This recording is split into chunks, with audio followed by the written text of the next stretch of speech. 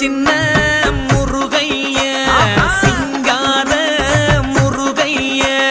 சின்ன முருகைய சிங்கார முருகைய கொஞ்சி கொஞ்சி